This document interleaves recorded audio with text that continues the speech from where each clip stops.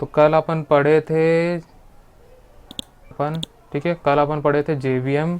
ठीक है, JVM मतलब क्या होता है, जावा वर्चुअल मशीन। ठीक है, तो JVM का आर्किटेक्चर हम लोग देखते हैं यहाँ पे आज। ठीक है, जावा रन टाइम सिस्टम जिसको हम लोग बोलते हैं यहाँ पे। ठीक है, ये पूरा आर्किटेक्चर होता है इसका।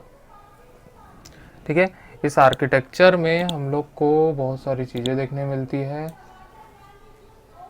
ठीक है, देखो सबसे पहले यहाँ पे क्लास लोडर होता है। कल जैसे मैं प्रोसेस इसका बताया था, ये जावा जो ऑपरेशन परफॉर्म करता है वो सारी चीज़ें हैं।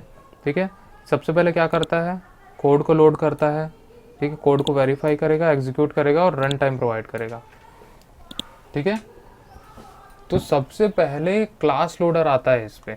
ठीक है, क्लास लोडर क्या करेगा, ठीक है, क्लास लोडर क्या करेगा कि वो क्लास को लोड करेगा। ठीक है, कोड को वेरीफाई करेगा और क्या करेगा, कोड को एग्जीक्यूट करेगा। और पूरा ये जो JVM आर्किटेक्चर है ये अपनी तरफ से पूरा JRE प्रोवाइड करता है, मतलब जावा रन टाइम एनवायरनमेंट को प्रोवाइड करता है। ठीक है, क्लियर है। तो सबसे पहले क्लास लोडर का काम होता है कि क्लास को लोड करना है, कोड को वेरीफाई करना है और कोड को एग्जीक्यूट करना है। ठीक है, अब जो भी यहाँ पे मेमोरीज वगैरह असाइन होती है, ठीक है, क्या क्या मेमोरी असाइन होती है, जैसे क्लास एरिया है, कोई भी क्लास अगर लोड होगा तो वो अपने एक क्लास एरिया के थ्रू उसको मेमोरी असाइन होगी। ठीक है, तो वो क्लास एरिया में जाएगा। जो डॉट क्लास फाइल बनती है तो उसका रेफरेंस कहाँ पे जाएगा, क्लास एरिया में जाएगा। ठीक है, देन उसके बाद होता है हीप। ठीक है, हीप बताया था किसके लिए यूज़ होता है, क्लास में डेटा मेंबर होता है और मेथड्स होता है, दोनों में से कौन हीप यूज़ करता है, बताया था, याद है।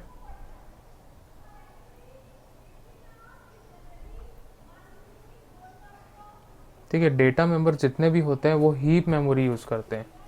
ठीक है, कौन सी मेमोरी यूज़ करेंगे, हीप मेमोरी यूज़ करेंगे। ठीक है, फिर उसके बाद उसके अंदर होता है स्टैक। ठीक है, स्टैक मतलब जितने भी मेथड्स होंगे, ठीक है, प्री डिफाइंड मेथड्स हो या फिर यूज़र डिफाइंड मेथड्स हो, कोई भी टाइप के मेथड्स इंटरफेसेस जो होते हैं, ठीक है, वो सारे इस स्टैक मेमोरी का यूज़ करते हैं यहाँ पे। ठीक है, जो स्टैक डेटा स्ट्रक्चर है उसका यूज़ करेंगे। ठीक है, देन उसके बाद PC रजिस्टर, अगर कोई डेटा स्टोर हो रहा है या फिर जैसे कॉलिंग होती है, मेथड कॉलिंग होती है, ठीक है, या फिर वेरिएबल पे कोई वैल्यू असाइन कर रहे हैं या फिर कोई टेम्परेरी वेरिएबल्स यूज़ कर रहे हैं, ठीक है, तो वो यहाँ पे PC रजिस्टर का यूज़ करता है। ठीक है, जैसे कुछ काउंटर का हम लोग प्रोग्राम बनाए। ठीक है, तो जनरली जो स्टैटिक मेंबर्स होते हैं, ठीक है, जितने भी स्टैटिक मेंबर्स होंगे वहाँ पे PC रजिस्टर का सबसे ज़्यादा यूज़ स्टैटिक में किया जाता है, क्योंकि वहाँ पे मेमोरी एक बार असाइन कर देते हैं और वही हम लोग काउंटर जैसा यूज़ करते हैं। ठीक है, देन उसके बाद आता है नेटिव मेथड स्टैक। ठीक है, नेटिव मेथड स्टैक मतलब क्या होगा कि हम लोग को कुछ प्री डिफाइंड मेथड्स मिलते हैं जो इस मेमोरी या फिर डेटा स्ट्रक्चर्स को हैंडल करते हैं। ठीक है, जो पहले से मिल जाता है, हम लोग यूज़र डिफाइंड उसको नहीं बना सकते, जो पहले से हम लोग मिलते हैं, हम लोग को मिल जाते हैं, उसी वो अगर हम लोग कॉल करते हैं उस मेथड्स को तो वो नेटिव मेथड स्टैक में चले जाता है। ठीक है, क्लियर है। अब इतनी सारी मेमोरीज को यूज़ करता है जब भी एक क्लास को लोड होता है। ठीक है, तो इतनी सारी मेमोरी को यूज़ करता है। ठीक है, अलग अलग चीज़ों के लिए अलग अलग टाइप की मेमोरी यूज़ होती है। ठीक है, क्लास के लिए क्लास यूज़ होगी, डेटा मेंबर्स के लिए हीप यूज़ होगी। ठीक है, मेथड्स के लिए स्टैक यूज़ होता है। ठीक है, स्टैटिक मेंबर्स वगैरह के लिए PC रजिस्टर यूज़ होता है और कुछ नेटिव मेथड्स होते हैं। ठीक है, जो इस सारे मेमोरीज वगैरह को हैंडल करती है वो नेटिव मेथड स्टैक में होता है। ठीक है, अब इतनी सारी मेमोरीज को यूज़ करके एग्जीक्यूशन इंजन पे जो हमारा क्लास है वो एग्जीक्यूट होता है और हम लोग को उसका आउटपुट मिलता है। ठीक है, तो एग्जीक्यूशन इंजन में एग्जीक्यूट होता है, साथ में यहाँ पे जो मेमोरीज यूज़ हुई है यहाँ पे, ठीक है, तो वो सारी मेमोरीज को कैसे एक्सेस करना है वो सारा इस नेटिव मेथड इंटरफेस में लिखा होता है। ठीक है, और यहाँ पे जावा नेटिव लाइब्रेरीज जो है उसकी हेल्प से वो एग्जीक्यूट करता है। ठीक है, तो ओवरऑल जो यहाँ पे हम लोग को दिख रहा है क्लास लोडर, ठीक है, मेमोरी एरिया, ठीक है, memory areas allocated by JVM। ठीक है, और यहाँ एग्जीक्यूशन इंजन और नेटिव मेथड इंटरफेस। ठीक है, तो ये जो यहाँ पे JVM का आर्किटेक्चर दिख रहा है वो इस प्रकार से काम करता है। क्लियर, समझ में आया कि नहीं आया?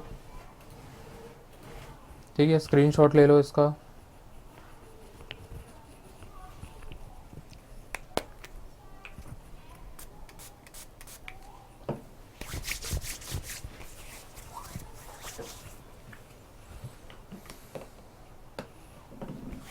ठीक है, ओके, चलो आगे हम लोग चलते हैं। ठीक है, सबसे पहला पॉइंट आता है यहाँ पे क्लास लोडर। ठीक है, क्लास लोडर। ठीक है, class loader is a system of JVM which is used to load class files. Whenever we run the Java program, it is loaded first by the class loader. There are 3 built-in class loaders in Java. ठीक है, class loader एक ऐसा सब system होता है JVM का जो class files को लोड करता है। ठीक है, जब भी हम लोग क्या करते हैं, एक जावा फाइल को जब हम लोग रन करते हैं तो उसके अंदर जितनी भी क्लासेस होती हैं, ठीक है, तो जितनी भी क्लासेस होंगी तो उसका अलग अलग क्लास फाइल बनाएगा।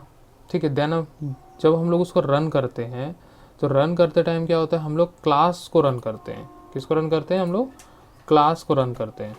ठीक है, तो क्लास जब भी लोड होगा, जैसे ही रन होता है प्रोग्राम तो क्लास लोड होता है। ठीक है, फिर पूरी की पूरी जिम्मेदारी किसकी होती है? JVM की होती है उसको एग्जीक्यूट करने की। उसको मेमोरी असाइन करना है, ठीक है, और उसको उस मेमोरी से डेटा एक्सेस करना है, सारा चीज़ कौन करेगा? फिर JVM करेगा। ठीक है, तो 3 टाइप के बिल्ट इन क्लास लोडर हम लोग को मिलते हैं। सबसे पहला होता है बूटस्ट्रैप क्लास लोडर। ठीक है, बूटस्ट्रैप क्लास लोडर क्या करेगा? यहाँ पे देखो, this is the first class loader which is super class of extension class loader. It loads the rt.jar file. ठीक है, rt.jar फाइल। ठीक है, rt.jar फाइल कहाँ पे रहता है? देखो, C में चले जाएंगे, प्रोग्राम से चले जाएंगे, जावा में चले जाएंगे और JDK में चले जाएंगे। ठीक है, यहाँ पे ये तो आजकल नहीं रहता, जो अगर नया वाला लोड करोगे जावा 7 से पहले यहाँ पे रहता था rc.jar, अभी src हो गया अब। ठीक है, या फिर JRE में भी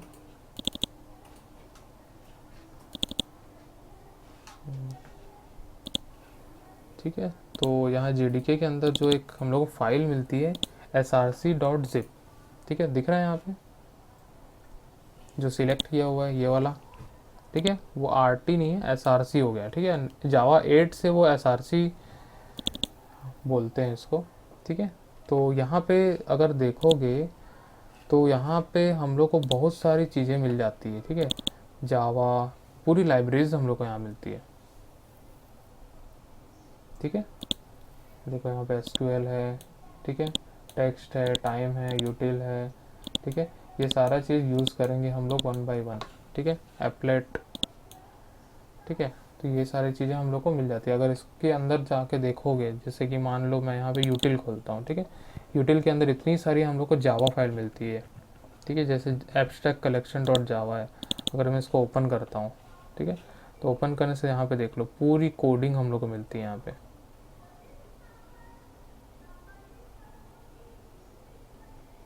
ठीक है, ये देखो, इफ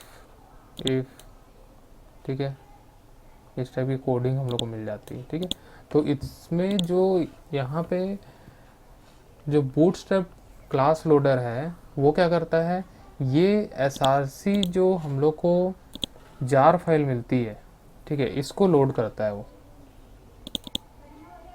ठीक है, src जार फाइल जो रहती है उसको लोड करता है। क्लियर?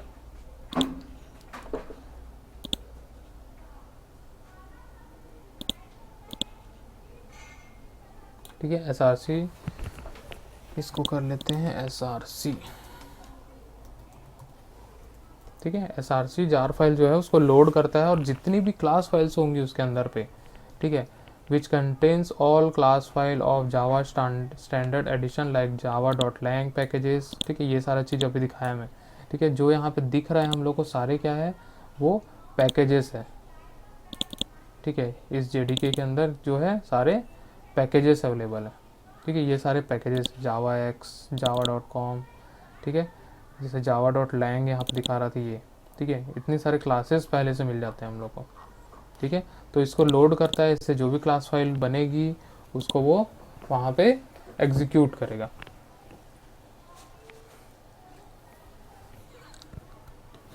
ठीक है, आया समझ में, ठीक है। तो बूटस्ट्रैप क्लास लोडर का काम यही होता है कि src.jar फाइल को ओपन करता है, वहाँ से जितनी भी क्लास फाइल रहेगी उसको लोड करता है, ठीक है। अब बूटस्ट्रैप क्लास लोडर जो होता है वो उसके पास लाइब्रेरीज होती है, src.jar फाइल जो होती है पहले से लाइब्रेरीज हम लोग को मिल जाती है, पैकेज मिल जाते हैं। अब उसका यूज़ करके वो आगे प्रोसीड करता है, ठीक है। फिर उसके बाद काम करता है एक्सटेंशन क्लास लोडर, ठीक है। This is a child class loader of bootstrap and parent class loader of system class loader. It loads the jar files located inside the Java home JRE, ठीक है, ये भी हम लोग देख लेते हैं कहाँ पे है, ठीक है, जावा, उसके बाद कहाँ पे था वो, होम JRE, अच्छा ओके, JRE लिब, ठीक है, ये वाला, ठीक है। तो यहाँ पे हम लोग को मिल जाते हैं सारे के सारे एक्सटेंशंस, ठीक है। और rt.jar की बात जो हम लोग कर रहे थे ये वाला रहता है, ठीक है। इसको लेकिन अब चेंज कर दिया गया है, rt.jar दिख रहा है ये वाला, ठीक है, पुराने एडिशन अब इसको JRE पे इंक्लूड कर दिया गया है, ठीक है, ठीक है। तो इसके अंदर लाइब्रेरीज होती है, लेकिन ये src. ठीक है, जो यहाँ पे हम लोग देखे थे JDK के अंदर ये वाले फाइल को एग्जीक्यूट करता है वो, ठीक है। ये देखो उसको भी खोलने से यही हम लोग को दिख रहा है, src.zip यहाँ पे खोला है, ठीक है। मैंने किसको खोला था, rt.jar को खोला था, ठीक है, लेकिन यहाँ पे क्या दिख रहा है हम लोग को, src. ये खुल रहा है, ठीक है। तो वो उसी को रिफ़र करता है, ठीक है। तो जावा 7 के पहले वाला खोलोगे, जावा 6 इंस्टॉल करोगे, जावा 7 इंस्टॉल करोगे, तो यहीं पे डायरेक्ट क्या मिल जाता था हम लोग, rt.jar मिल जाता था, लेकिन वो अब किस में ऐड कर दिया गया है, JRE में ऐड कर दिया गया है, ठीक है, JRE की लाइब्रेरी पे, ठीक है। तो ये वाली फाइल जो होगी वो एक्सटेंशंस को रिफ़र करती है, ठीक है, क्लियर है।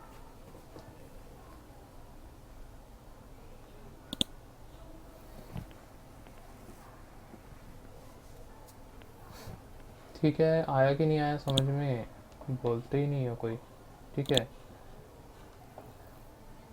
ठीक है। लाइब्रेरी उसके अंदर यहाँ पे हम लोग देखते हैं ext नाम का फोल्डर दिखता है हम लोग, ठीक है। तो एक्चुअल में जो हम लोग को चीज़ें मिल जाती है, जो extension boot load class loader है, वो हम लोग को ये फाइल से मिलती है, ठीक है। लाइब्रेरी फाइल्स के अंदर तो मिलेगी ही हम लोग को, ठीक है। साथ में यहाँ पे ext नाम का जो हम लोग को मेन मिल जाता है, ये हमारे मेन एक्सटेंशन होते हैं, ठीक है। और जो हम लोग लाइब्रेरी के अंदर देखिए वो भी एक्सटेंशन ही होते हैं, ठीक है। जब भी एक्सटेंशन क्लास लोडर लोड करेगा तो यहाँ से हम लोग को जितने भी एक्सेस करते हैं मेमोरी पे, ठीक है, मेमोरी एक्सेस जो भी होंगे यहाँ पे देखो अलग अलग टाइप के हम लोग को दिखेंगे, ठीक है। देखो एक्सेस ब्रिज, ठीक है, उसके बाद यहाँ डेटा DNS, ठीक है, जावा एक्सेस, ठीक है, JFXRT, ठीक है, लोकल डेटा, ठीक है, नैशॉन, ठीक है, सनेक, ठीक है, ZipFS, ठीक है, ये सारे एक्सटेंशन हम लोग को मिल जाते हैं। एक्सटेंशन मीन्स क्या होता है, प्लगइन्स जैसा होता है, प्लगइन्स जानते हो, कैसे नहीं जानते हर प्लगइन्स, कुछ एक्स्ट्रा अगर हम लोग अपने एप्लीकेशन में ऐड करना चाहते हैं, ठीक है। एक्स्ट्रा मीन्स क्या होगा, जैसे कि क्रोम में हम लोग डालते हैं ना, क्रोम में गूगल क्रोम यूज़ किए हो,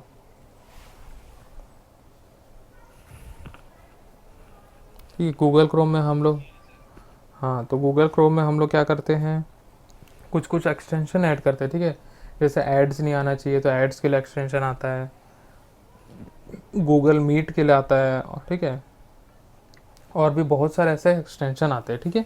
तो वही एक्सटेंशन जावा में भी यूज़ होता है, क्लियर है, वही एक्सटेंशन जावा में भी यूज़ किया जाता है, ठीक है, वही उसी को एक्सटेंशन बोला जाता है। ठीक है। जो भी एक्सटेंशन के थ्रू लाइब्रेरीज मिलती है हम लोग को वो इस फोल्डर में आती है, ठीक है। और यहाँ पे भी लाइब्रेरी के अंदर भी जितने भी कुछ अदर्स होते हैं वो यहाँ पे हम लोग को मिलते हैं, ठीक है।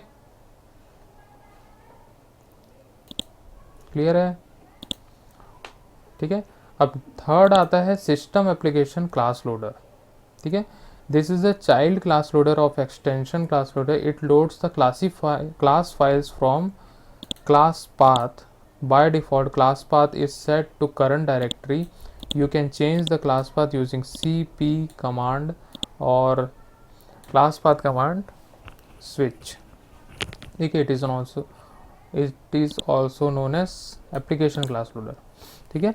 जनरली जो हमारा करंट डायरेक्टरी रहेगा जहाँ पे फाइल्स स्टोर होती है, ठीक है। जो हम लोग जावा फाइल्स बनाएंगे वो कहाँ पे स्टोर होगी, हम लोग कहाँ बनाए हैं, ई ड्राइव में, ठीक है। ई ड्राइव में मैं गया हूँ और जावा BCA3 नाम का हम लोग यहाँ फोल्डर बनाया, ठीक है। तो ये हमारा करंट वर्किंग डायरेक्टरी है, ठीक है। क्या है, करंट वर्किंग डायरेक्टरी, ठीक है। तो क्लास पाथ वगैरह को सेट करने की ज़रूरत नहीं रहती, आजकल सब चीज़ ऑटोमेटिक हो जाता है इसमें, ठीक है। पहले क्या होता था, पहले के वर्जन में कि हम लोग पहले से क्लास पाथ सिलेक्ट करते थे,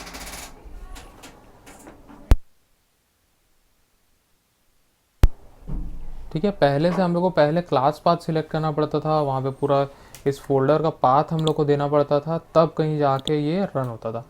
अभी तो इसमें शिफ्ट दबाओ, राइट क्लिक करो और इस टाइप का पावर शेल खोल लो, ठीक है, या फिर कमांड विंडो खोल लो, डायरेक्ट मिल जाता है, ठीक है। तो सब चीज़ हम लोग इसी से डायरेक्ट कर सकते हैं अभी। क्लियर है, ठीक है। तो ये पूरा का पूरा क्लास लोडर का जो टाइप्स है वो है हमारे पास बिल्ट इन मिल जाते हैं, पहले से मिल जाते हैं, हम लोग को कुछ भी चीज़ अलग से करने की ज़रूरत नहीं है, ठीक है। देन उसके बाद आते हैं हम लोग, ठीक है। ये चीज़ समझ में आई कि नहीं आई, आगे समझ में, ठीक है। तो उसके बाद यहाँ पे जो हम लोग को मिल जाता है मेमोरी एक्सेस अलोकेटेड, ठीक है। तो class area, heap, stack, PC register या फिर नेटिव मेथड स्टैक, ठीक है। तो यहाँ पे हम लोग को जो मिलता है,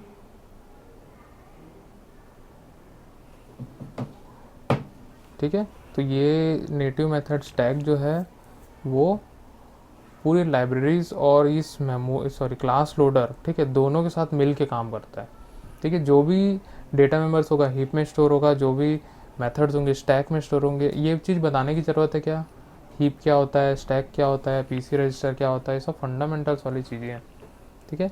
सब डेटा स्ट्रक्चर में हम लोग पढ़े हैं, ठीक है। पढ़े हो कि नहीं पढ़े हो,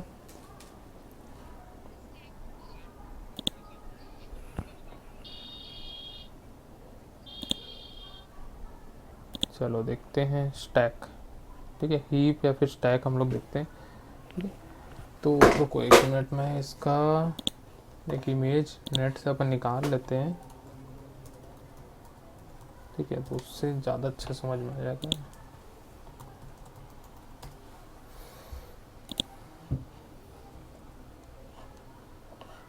ये रहा,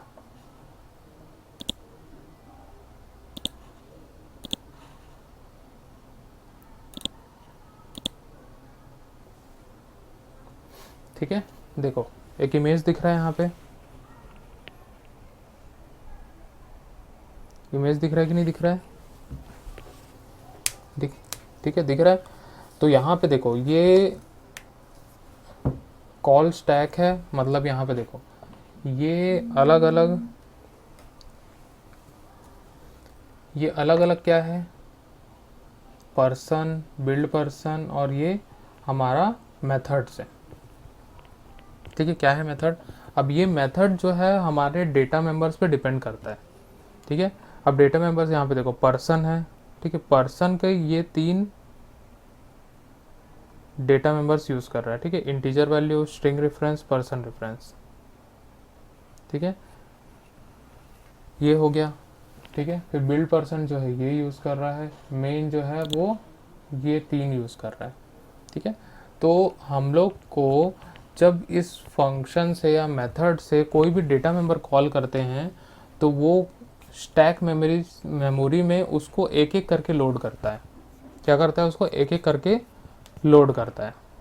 ठीक है, जिस प्रकार से मेथड बना होगा और जिस प्रकार से मेथड कॉल होगा, ठीक है, जैसे मान लो पर्सन, बिल्ड पर्सन और मेन, ठीक है, ये 3 ऑर्डर में कॉल हुआ है। ठीक है, और ये स्टैक मेमोरी है। स्टैक मेमोरी तो पता है क्या होता है? ठीक है, ऐसे एक के ऊपर एक के ऊपर एक हम लोग कुछ भी चीज़ रखते जाएं तो वो स्टैक बनता है। ठीक है, तो डेटा भी वैसे ही स्टोर होता है। एक उसका एंड होता है जहाँ से हम लोग पुश करते हैं। ठीक है, सबसे पहला क्या पुश होगा? मेन पुश होगा, क्योंकि ये भी स्टैक है। ठीक है, यहाँ पे सबसे पहले मेन कॉल हुआ है। ठीक है, फिर उसके बाद बिल्ड पर्सन कॉल हुआ है, देन उसके बाद पर्सन कॉल हुआ है। ठीक है, तो मेन कॉल होगा तो मेन किस किस को कॉल कर रहा है? उसके डेटा मेंबर जो भी होंगे, इंटीजर वैल्यू, ठीक है, नेम और पर्सन। ठीक है, फिर उसके बाद क्या है? बिल्ड पर्सन कॉल हुआ है, बिल्ड पर्सन के बाद फिर इंटीजर वैल्यू, स्ट्रिंग रेफरेंस और पर्सन। ठीक है, ये वाला। ठीक है, फिर उसके बाद ये पर्सन जो है आईडी, नेम और दिस। ठीक है, ये तो इस प्रकार इस ऑर्डर में, मतलब बॉटम टू टॉप वो स्टोर होते जाएगा स्टैक में। ठीक है, अब देखो, अब यहाँ आईडी की बात करते हैं। ये है हीप स्पेस। क्या है? हीप स्पेस है। हीप स्पेस मीन्स एक ऐसा फ्री स्पेस होगा जिसमें बहुत सारे मेमोरी ब्लॉक्स बने होते हैं। ठीक है, मान लो एक बहुत बड़ा सा टेबल है, टेबल स्पेस और रोज और कॉलम्स वाला, वैसा एज्यूम करो। ठीक है, वैसा एक टेबल है।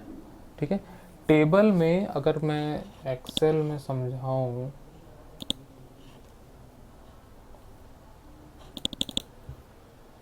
ठीक है, ये मान लो मेमोरी एरिया है।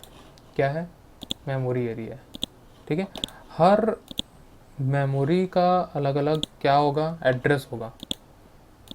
ठीक है, जैसे मान लो यहाँ पे 2001 है। ठीक है, तो मैं इसको 2001 कर देता हूँ पूरा, सॉरी 2002। ठीक है, ठीक है, इस टाइप से। ठीक है, यहाँ पे मान लो 3001 है।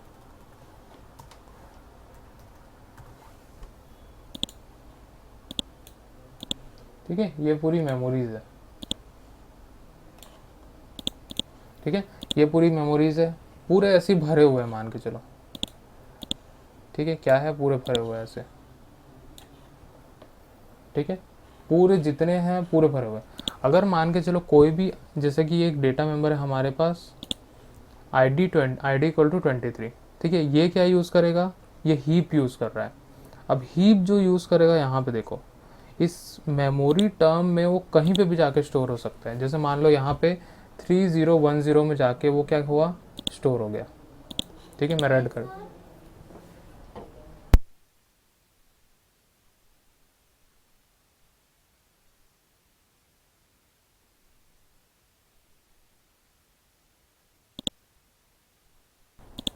ठीक है, तो यहाँ पे मैं किसको मार्क कर दिया? 3010 को मार दिया। यहाँ पे I D equal to 23 store हो गया है। ठीक है, अब बात करते हैं हम लोग। ठीक है, अब बात करते हैं हम लोग जो ये नेम है। ठीक है, नेम भी मान के चलो कहीं पे भी स्टोर हो गया, जैसे कि 303 में हो गया स्टोर। ठीक है, यहाँ पे। ठीक है, और पर्सन जो है यहाँ पे स्टोर हो गया।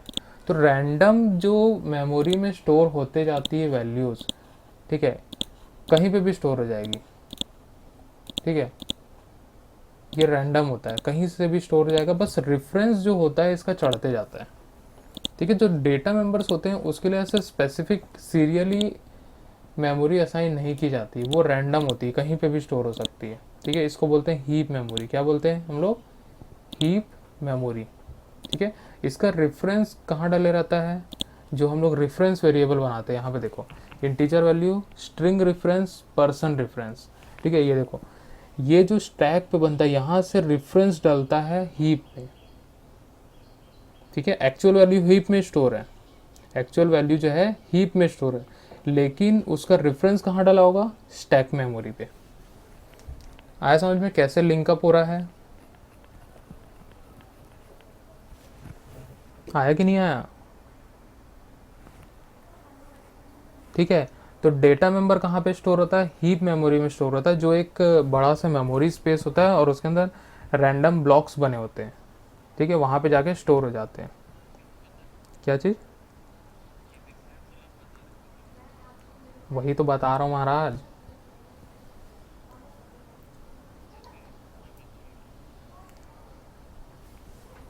एक बात बताओ मेरे को, बराबर से सुनोगे तो बराबर से समझ में आएगा, ठीक है।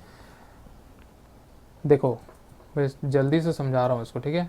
मेन चीज़ पॉइंट टू पॉइंट में बात कर रहा हूँ, ठीक है। अभी देखो हम लोग क्या किए, एक क्लास बनाए, क्लास के अंदर 3 मेथड बना लिए।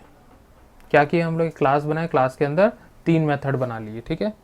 3 मेथड बनाए और हमारे पास आईडी और नेम, ठीक है, ये आईडी और नेम दो क्या है हमारे पास, डेटा मेंबर है। समझते हो डेटा मेंबर क्या है? क्लास के अंदर क्या रहता है, डेटा मेंबर होता है और मेथड होता है। तो वही चीज़ हम लोग यहाँ बना लिए हैं।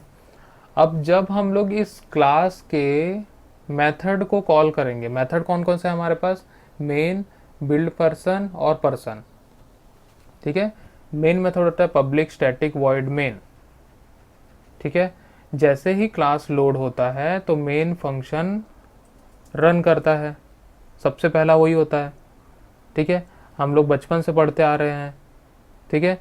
जब भी कोई प्रोग्राम लोड होता है उसके अंदर एक मेन फंक्शन होता है, वो लोड होता है, ठीक है। तो यहाँ लोड हो गया मेन फंक्शन। अब मेन फंक्शन जो है या फिर मेन मेथड जो है यहाँ पे, वो यहाँ पे आईडी, नेम और पर्सन को एक्सेस कर रहा है, ठीक है। आईडी, नेम और पर्सन को एक्सेस कर रहा है, ठीक है। स्टैक का मतलब क्या होता है, स्टैक मतलब क्या होता है कि हम लोग यहाँ पे ये नंबर 1 होगा, ठीक है, ये नंबर 2 होगा। सेकंड कॉल कौन हुआ, बिल्ड पर्सन कॉल हुआ है, ठीक है, और ये थर्ड हुआ। क्लियर है? तो इस ऑर्डर में 1 2 3, इस ऑर्डर में क्या होगा, कॉल हो रहा है, ठीक है, मेथड कॉल हो रहा है, ठीक है। तो इसको हम लोग बोलते हैं कॉल स्टैक। क्लियर है? अब उसके बाद एक्चुअल स्टैक मेमोरी पे हम लोग आ जाते हैं, ठीक है। मेन किस किस को कॉल किया, आईडी, नेम और पर्सन, ठीक है। जैसे ही मेन से हम लोग एक ऑब्जेक्ट बनाएंगे तो रेफरेंस बनाएगा, वो किसका रेफरेंस बनाएगा, इस पर्सन का रेफरेंस बनाएगा, पर्सन का जो भी वैल्यूज होगी उसको स्टोर करेगा, फिर स्ट्रिंग का रेफरेंस बनाएगा, फिर स्ट्रिंग स्टोर हो जाएगा, फिर इंटीजर, मतलब इस ऑर्डर पे वो स्टोर करते जा रहा है, ठीक है। मतलब 1 2 3 4 5 6 7, ठीक है, 8 और 9, इस ऑर्डर में उसको स्टोर कर देगा, ठीक है। जितने भी मेथड कॉल्स होंगे उसके हिसाब से उसके डेटा को स्टैक में स्टोर कर देगा। क्लियर है? इतना समझ में आया कि नहीं आया? आ गया। अब ये स्टैक में जो यहाँ पे वैल्यू हम लोग को दिख रही है, ये एक्चुअल स्टैक में स्टोर नहीं होता है। डेटा मेंबर जितने भी होते हैं वो कहाँ पे स्टोर होता है, इस हीप में स्टोर होता है। कहाँ पे स्टोर होता है, हीप में स्टोर होता है। लेकिन स्टैक मेमोरी में यहाँ पे उसका रेफरेंस डाला जाता है। क्या डाला जाता है, रेफरेंस डाला जाता है।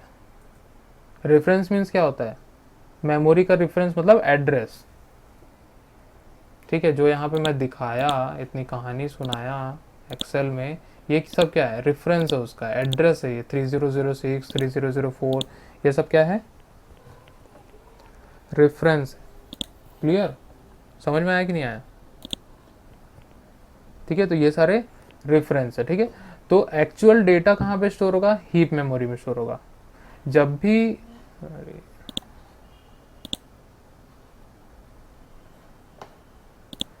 ठीक है, जब भी हम लोग का मेथड कॉल होगा तो वो स्टैक मेमोरी में अपने डेटा मेंबर्स को स्टोर करेगा और उस स्टैक मेमोरी के अंदर रेफरेंस स्टोर करेगा जो हमारे डेटा मेंबर्स के एक्चुअल डेटा है, और वो स्टोर रहेंगे हीप में। तो इस प्रकार से रेफरेंस जाता है सब में।